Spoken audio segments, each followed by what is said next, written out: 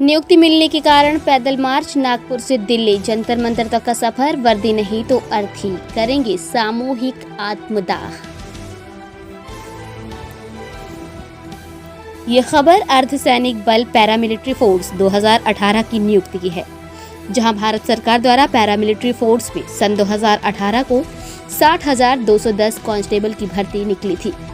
ये भर्ती पूरे भारत में एसएससी स्टाफ सिलेक्शन कमीशन की तरफ से पूरी की गई। 21 जनवरी 2021 को लगा, उसमें से 55,000 लड़के लड़कियों को ही नियुक्ति मिली और उसमें से बचे हुए 5,000 पद आज तक भरे नहीं गए। उसी 5,000 पद के लिए पिछले 16 माह से लोग आंदोलन कर रहे हैं। एक साल दिल्ली के जंतर मंतर पर धरना आंदोलन करने के बाद भी सरकार ने इनके बारे में कुछ नहीं सोचा। दिल्ली की सर्दी, सड़कों पर बारिश या फिर बदन को जला देने वाली धूप, लेकिन ये लोग अपने हक की आवाज़ के लिए दिन रात लगे रहे। अपनी वर्दी की आस में 3 बार संसद भवन में भी आवाज़ उठाई गई, पर सरकार पर कोई असर नहीं हुआ।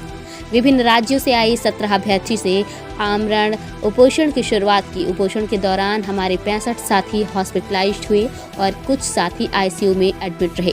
25 से 30 लाइन लेने के बाद भी देश सेवा करने का जुनून लेकर हम लोग आज नागपुर के संविधान चौक में बैठे हैं। हमारे पास सब कुछ होने के बावजूद भी हमें देश सेवा करने से सरकार रोक रही है। आखिर क्यों? हम जनता से पूछना चाहते हैं कि आप ऐसी सरकार के साथ खड़े हों जो देश की सुरक्षा के लिए साथ खिलवाड़ कर रही है। हम सभी युवा 31 मई से नागपुर संविधान चौक से लेकर दिल्ली जंतर मंतर तक पैदल मार्च करेंगे और इस पैदल मार्च के दौरान हमारे शरीर को कुछ भी अनहोनी होती है तो उसकी पूरी जिम्मेदारी जिस राज्य से गुजरेंगे उस राज्य सरकार और केंद्र सरकार दोनों की होगी। बता दें कि जब ये लोग आंदोलन कर रहे थे तो खबर 24 एक्सप्रेस के संवाददाता की नज़र नागपुर छिंदवाड़ा हाईवे 547 से पैदल चल रहे युवाओं पर पड़ी। तब कड़ी धूप में पैदल चल रहे लड़के लड़कियों को कुछ ग्राम पारट सिंगा में साईं धाम हॉल में कुछ समय आराम करके उनके नाश्ते और चाय पानी की व्यवस्था की। कांग्रेस के युवा नेता सुभाष आमने द्वारा इन लोगों की वर्दी की लड़ाई में सफलता मिले इस आशा के साथ आगे के सफर के लिए प्रार्थना की।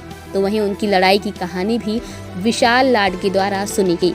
उनके द्वारा बताया गया कि हम अभी 5 लड़कियां और 35 लड़के नागपुर से दिल्ली के लिए निकले, जो अलग अलग राज्य से आए हैं। ये कारवां बढ़कर 4,000 हो जाएगा और दिल्ली के जंतर मंतर पर ये आखिरी आंदोलन हो, या तो वर्दी या फिर अर्थी।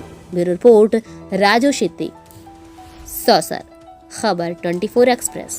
कहां से कहां तक है और किस समस्या को लेकर पदयात्रा निकाली गई? जय हिंद सर, मैं विशाल लाडगे। हम लोग एसएससी जीडी 2018 के स्टूडेंट हैं। हम लोग अपने नियुक्ति के खातिर पिछले 1.5 साल से संघर्ष कर रहे हैं। 1 साल से हम लोग दिल्ली के जंतर मंतर पर धरना प्रदर्शन कर रहे थे।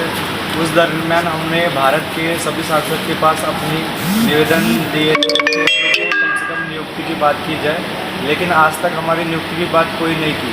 हालांकि सांसद ने 3 बार हमारी आवाज़ भी उठाई थी, फिर भी सरकार हमारी बातों पर ध्यान नहीं दे रहा। पिछले 4 महीने से हम लोग नागपुर के संविधान चौक में आमरण अनशन पर बैठे थे 70 लड़के, वो भी विभिन्न राज्यों के। आज देश सेवा करने के लिए हम लोग को अनशन करना पड़ रहा है, मोर्चे निकालना पड़ रहा है, आंदोलन करना पड़ रहा है, वो भी हम लोग देश सेवा करने के खातिर। उसमें भी सर हम लोग को लाठीचार्ज किए पुलिस वालों ने, किसी के बच्चों के हाथ तोड़े, पैर तोड़े, लड़कियों के कपड़े भी फाड़े गए दिल्ली पुलिस वालों ने।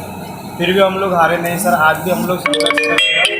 और जो हम लोग आमरण उपोषण कर रहे थे उस दरमियान हमारे बच्चों के शरीर पानी भी एक्सेप्ट नहीं कर रहे थे, फिर भी हम लोग वो आमरण उपोषण ऐसे ही चलाते रहे। फिर कुछ दिनों के बाद 70 दिन के बाद हमारी बात न सुनने के कारण आज हम लोग पैदल मार्च निकाल रहे हैं। आज ये हमारे पैदल मार्च का दूसरा दिन है। कल हम सावनेर में रुके थे, प्रज्ञा ज्योति बौद्ध विहार में। आज हम लोग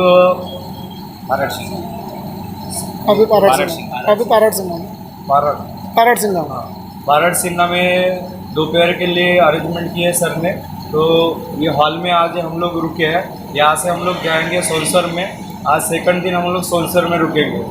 आज हमारी पैदल चलने की हालत इतनी ख़राब है क्योंकि 72 दिन आमरण उपोषण करने के बाद हम लोग ये पैदल मार्च निकाल रहे हैं, वो भी 1-2 किलोमीटर का नहीं, ये 1000 किलोमीटर का फासला है। फिर भी सरकार को ये बात को ध्यान नहीं दे रही कि आज ये लड़के देश सेवा करने के लिए, यानी देश सेवा करने के खातिर अपने जान लगाए बैठे हैं, लोगों के खातिर अपनी सेवा करने के लिए बैठे हैं। फिर भी आज सरकार हम लोग को नियुक्ति की बात नहीं कर रही। एक तरफ कोरोना काल में लोगों की, बच्चों की जान गई, उसमें हम लोग को मुआवजा दे दिया सरकार ने, लेकिन आज हम लोग पैदल मार्च कर रहे हैं, आंदोलन कर रहे हैं, लेकिन हम लोग को वर्दी नहीं मिली। हम लोग मेडिकल, फिजिकल सब क्वालिफाई है, यहाँ तक कि हम लोग के डॉक्यूमेंट्स वेरिफिकेशन भी हुए।